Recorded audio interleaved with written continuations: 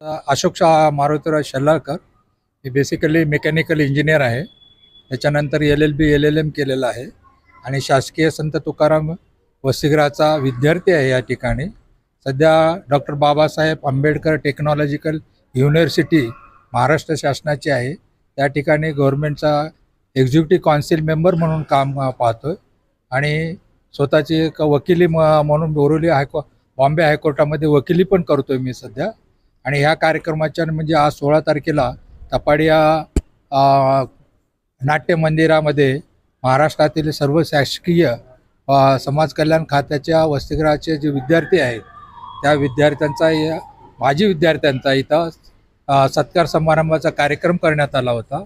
ही सर्व senior post म्हणजे 40 वर्षापूर्वी जे विद्यार्थी वसतिगृहातून बाहेर पडले, वेगवेगळ्या पोझिशनवरती आहेत, वेगवेगळ्या क्षेत्रामध्ये कार्य करतात, डॉक्टर्स आहेत, इंजिनियर आहेत, वकील आहेत, त्या वेगवेगळे साहित्यिक आहेत, अशा सर्व संत तुकाराम, मिलिंद हॉस्टेल अशा शासकीय वसतिगृहामधून जे विद्यार्थी बाहेर पडले होते 30-40 वर्षापूर्वी त्यांच्या तिथं सत्काराचा कार्यक्रम आयोजित केला होता. या निमित्ताने निवडून एक सोनेरी पान म्हणजे ह्या वसतिगृहातून जे विद्यार्थी बाहेर पडलेले आहेत त्या लोकांचा त्यांनी आयुष्यामध्ये काय अचीव केलेलं आहे, कोणत्या पोझिशनवर आहे, त्या सगळ्यांनी त्यांच्या आपल्या आयुष्याच्या आठवणी म्हणून याच्यामध्ये काही निवडक 31 लोकांचे त्यांनी लेख लिहिलेले आहेत. आणि भास्कर सरोदे यांनी त्याचं पुस्तक संग्रह तयार करून सगळ्यांच्या मुलाखती घेऊन हा कार्यक्रम त्यांनी आयोजित केला. आणि या निमित्ताने महाराष्ट्राचे माननीय संजय शिरसाट साहेब सामाजिक न्याय मंत्री हे उपस्थित होते. या कार्यक्रमासाठी विविध स्तरातून माझे समाज कल्याण अधिकारी कांबळे साहेब, त्यांच्या पत्नी समाज कल्याण अधिकारी धावारे मॅडम आणि असे इतर डॉक्टर औरंगाबाद मेडिकल घाटी हॉस्पिटलचे डीन श्री सुकरे सर हे होते, केळे सर हे डॉक्टर केळे सर हे अध्यक्षस्थानी होते. अशा वेगवेगळ्या मान्यवरांनी भारतामध्ये, महाराष्ट्रातच नाही तर भारतामध्ये आणि परदेशामध्ये ह्या शासकीय वसतिगृहातल्या विद्यार्थ्यांनी नामवंत कीर्तिवंत झालेले आहेत. अशा ह्या लोकांचा सत्कार करावा या निमित्तांचा त्याचा मानस होता आणि अशा प्रकारे हा कार्यक्रम येथे संपन्न झालेला आहे. विविध स्तरातील त्या विद्यार्थ्यांचे पालक, त्यांचे कुटुंबीय आवर्जून ह्या कार्यक्रमाला उपस्थित होते आणि त्याच्यामुळे ह्या कार्यक्रमामध्ये ही व्यक्ती कशा पद्धतीने पुढे आली, कोणत्या पद्धतीने पुढे आली त्याचा ते मुलांना आदर्श ठेवावा यासाठी आयोजित कार्यक्रम केला होता. माननीय संजय शिरसाट साहेबांनी अतिशय उत्कृष्टपणे सगळ्यांना मार्गदर्शन केले. कोणत्या परिस्थितीतून ते पुढे आलेले आहेत, कोणत्या परिस्थितीमध्ये ते आमदार झाले, कोणत्या परिस्थितीमध्ये ते नगरसेवक झाले आणि आता सध्या ते कॅबिनेट दर्जाचे मंत्री आहेत. ते कुठल्या परिस्थितीतून मिळाले आणि आपण कसं वागलं पाहिजे, कसं पुढे आलं पाहिजे, घाबरून मागे न राहता किंवा आपलं माइंड रिझर्व न ठेवता आपण स्पष्ट बोलून आपल्या पुढे वाटचाल केली पाहिजे असं विद्यार्थ्यांना सगळ्यांना त्यांनी एक आदर्श समोर ठेवला. आणि त्यांच्या ज्या कार्याची कार्यशैली आहे, काम जो कद्या पद्धतीने करतात त्यांनी स्वतःच्या उदाहरणावरून त्यांनी ते दाखवून दिलेलं आहे. सर्वप्रथम समाज कल्याण न्यायमंत्री झाल्यानंतर पदमपुरातल्या शासकीय वसतिगृहाला त्यांनी भेट दिली आणि त्या वसतिगृहाची अवस्था पाहून त्यांना वाटलं की इथं काही राहण्यासारखी व्यवस्था नाही आहे, मुलाबाळं अभ्यास करू शकत नाहीत, खिडक्या पडलेल्या आहेत, दरवाजे पडलेले आहेत, भिंती तुटलेल्या आहेत. अशा ह्या वातावरणामध्ये इथली मुलं अभ्यास करतात. पण ह्या मुलांना चांगल्या प्रकारे अभ्यास करण्यासाठी व्यवस्था मिळावी, 5 स्टार हॉटेलसारखी व्यवस्था आपल्या मुलांना मिळाली पाहिजे अशी त्याची एक सरांची माननीय मंत्री महोदयाची एक धारणा आहे. त्या दृष्टिकोनातून त्यांनी इथं आमच्यासमोर डिक्लेअर केलं की महाराष्ट्रामध्ये जवळजवळ 150 वसतिगृह समाज कल्याण खात्यातर्फे उभा केली जातील, जेणेकरून ज्या लोकांना गरीब वस्तीतून मुलं येतात त्यांना अभ्यासाची सोय होईल, निवांतपणे त्या अभ्यास करून आपलं ध्येय गाठवू शकतील. ही त्यांच्यासाठी ते मला करण्याची इच्छा आहे असं त्यांनी त्याचं स्वतःचं मनोगत त्यांनी या ठिकाणी व्यक्त केलं. आणि सगळ्यांनी त्यांच्या अध्यक्षीय भाषणानंतर कार्यक्रम जेवण खाण्याची आयोजकांनी जेवण खाण्याची व्यवस्था घेतली, सर्वांनी त्याचे आस्वाद घेतला आणि त्याच्यानंतर कार्यक्रम संपला. आणि त्यानिमित्त आपण जे आमच्याला बोलून तुम्ही बाईट घेण्याची आम्हाला बोलण्याची आणि आम्हाला प्रसिद्धी देण्याचा जो आपण एक प्रयत्न केलेला आहे, एक स्तुत्य कार्यक्रम केलेला आहे, त्याबद्दल आपलेही मी आभार मानतो. जय हिंद, जय महाराष्ट्र. आठवणीतील सोनेरी पाने असा हे शासकीय वसतिगृहामध्ये जे काय माजी विद्यार्थ्यांनी शिक्षण घेऊन मोठमोठ्या पदावर गेलेले आहेत, त्या अनुषंगाने निवडून या पुस्तक प्रकाशनाच्या सोहळ्यानिमित्त आज सगळे शासकीय वसतिगृहातील माजी विद्यार्थी या तापाडी या नाट्यगृहामध्ये जमलेले होते.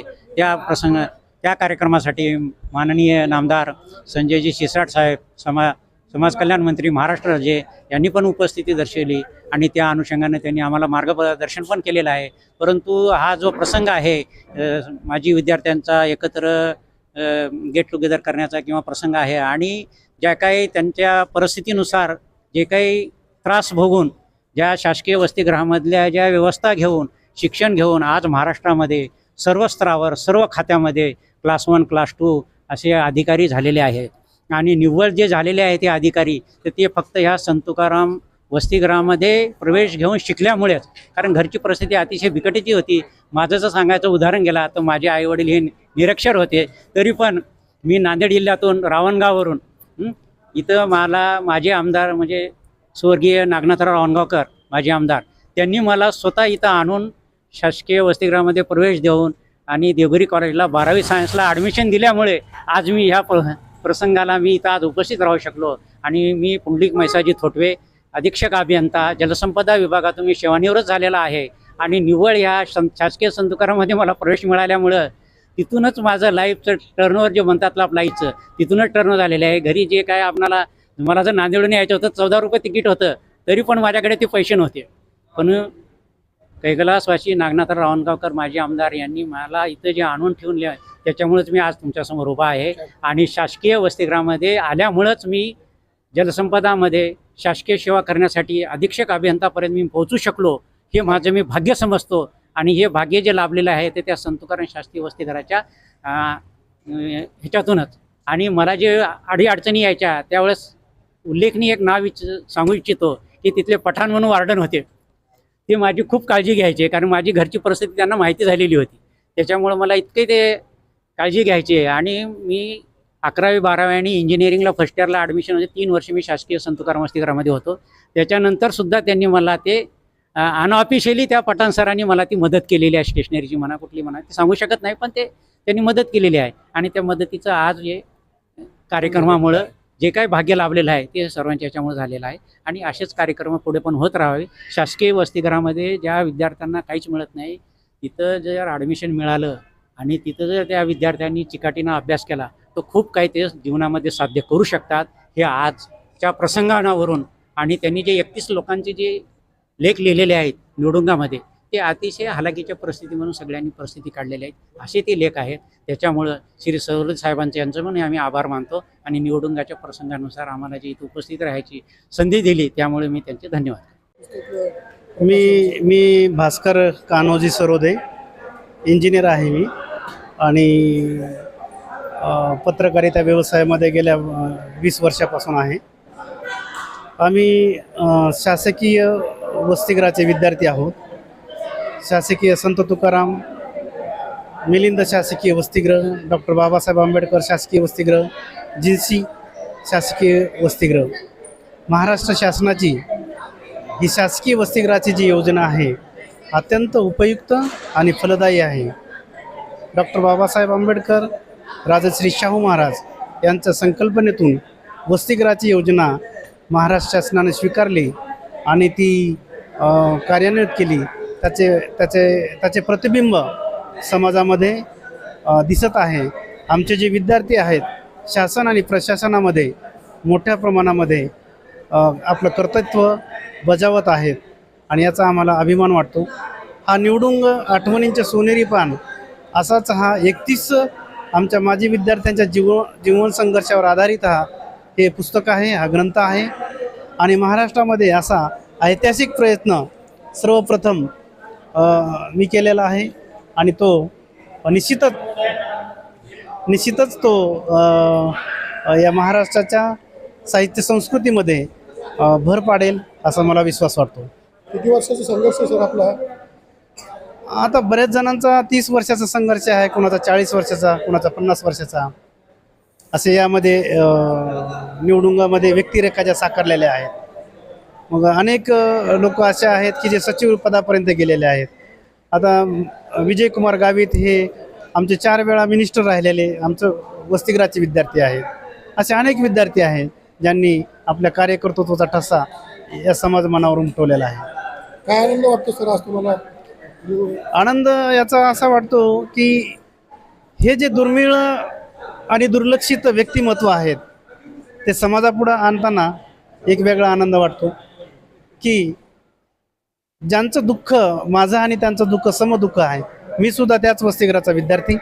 यामुळं हे व्यक्तिमत्व समाजाच्या समोर येऊन समाजाला येणाऱ्या पिढीला एक प्रेरणादायी ठरेल असा एक याची खात्री वाटते. तुमचं संपूर्ण नाव सांगा सर. मी भास्कर कान्होजी सरोदे.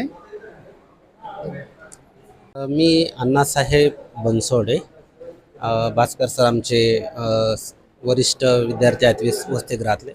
वसतिगृह हा नेहमी आमचा जिव्हाळ्यांचा विषय असतो.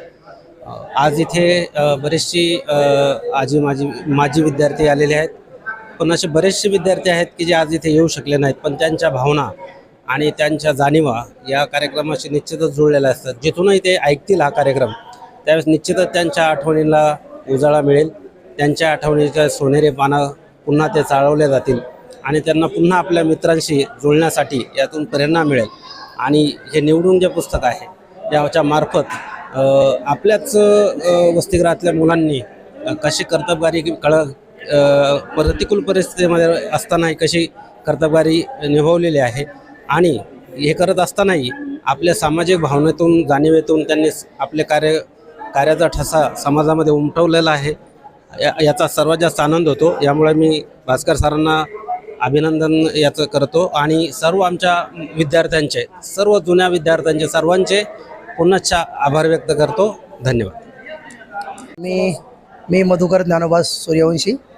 आजचा हा जो ग्रंथ प्रकाशन सोहळा होता, आमचे मित्र भास्कर सरोदे यांनी कमीत कमी वेळेत ही सर्व मेहनत घेतली आणि आमच्यासारख्या कुठंतरी खितपत पडलेल्या व्यक्तिरेखांना त्यांनी या ग्रंथाच्या माध्यमातून न्याय दिला.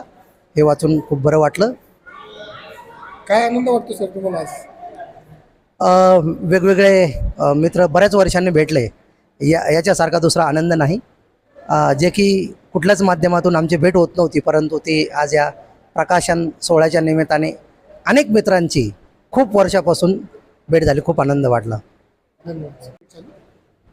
चालू कर. तुमचं नाव सांगा सर. काय सांगा? मी रवींद्र शेजोळे, पार फार्मा अमेरिकन कंपनीमध्ये मॅनेजर म्हणून कामाला आहे. आणि हे जे भास्कर सरोदे सरांनी जे हे निवडून पुस्तक प्रकाशित केलेलं आहे, यामध्ये माझासुद्धा एक लेख आहे. संत तुकाराम, डॉक्टर बाबासाहेब आंबेडकर, जिन्सी वसतिगृह, मुलींचे मागासवर्गीय मुलींचे वसतिगृह, या सगळ्या वसतिगृहातून जी मुलं शिकून पुढे गेली, मोठ्या मोठ्या पदावर आज ती विराजमान आहेत, हे केवळ इथल्या वॉर्डन आणि समाज कल्याण विभागातर्फे दिल्या गेलेल्या सवलतींमुळे आहे. आज तळागाळातली मुलं शिकून मोठ्या मोठ्या पदावर आलेली आहेत. आज आपण बघितलं असेल, भरगतचा हॉल भरला होता आणि सगळे क्लास 1 अधिकारी, क्लास 2 अधिकारी, सचिव आणि बघाल तर मिनिस्टरसुद्धा आपल्या या वसतिगृहातून पुढे गेलेले आहेत आणि समाजाला त्यांनी एक नवीन रोल मॉडेल म्हणून ते आज आपल्यासमोर उपस्थित झालेले आहेत. तर सगळ्यांचे गावित साहेब झाले आणि शिरसाट साहेब झाले, यांनी लोकांना चांगलं मार्गदर्शन केलं.